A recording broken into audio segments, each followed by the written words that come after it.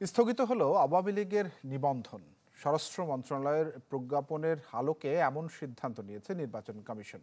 সোমবার রাতে নির্বাচন ভবনে এক ব্রিফিংয়ে এই তথ্য জানিয়েছেন নির্বাচন কমিশনের সিনিয়র সচিব আখতার আহমেদ।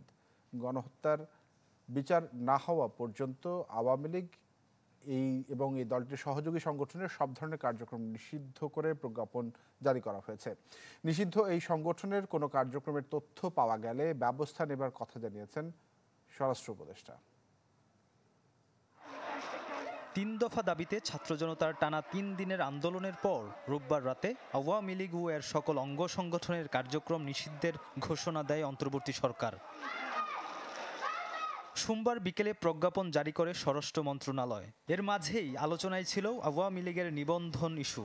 এ নিয়ে সোমবার সন্ধ্যা ৬টায় সিইসি সহ অন্যান্য নির্বাচন কমিশনারদের নিয়ে জরুরি বৈঠক বসে ইসির। রুদ্ধদ্বার সেই আলোচনা চলে টানা প্রায় ৩.৫ ঘণ্টা। বৈঠক শেষে নির্বাচন কমিশনের সিনিয়র সচিব জানান, স্বরাষ্ট্র মন্ত্রণালয়ের প্রজ্ঞাপনের আলোকেই স্থগিত করা হয়েছে আওয়ামী লীগের নিবন্ধন। স্বরাষ্ট্র মন্ত্রণালয় থেকে বাংলাদেশ আওয়ামী লীগ এবং তার অঙ্গ সংগঠন এবং ভাতৃপ্রতিম সংগঠনগুলোর কার্যক্রম নিষিদ্ধ করেছে।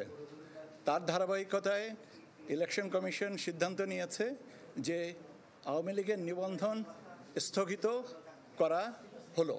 ইসির আইন অনুযায়ী এমন সিদ্ধান্ত যতদিন কার্যকর থাকবে ততদিন দল হিসাবে নৌকা প্রতীক নিয়ে কোনো নির্বাচনেই অংশগ্রহণ করতে পারবে না আওয়ামী লীগ।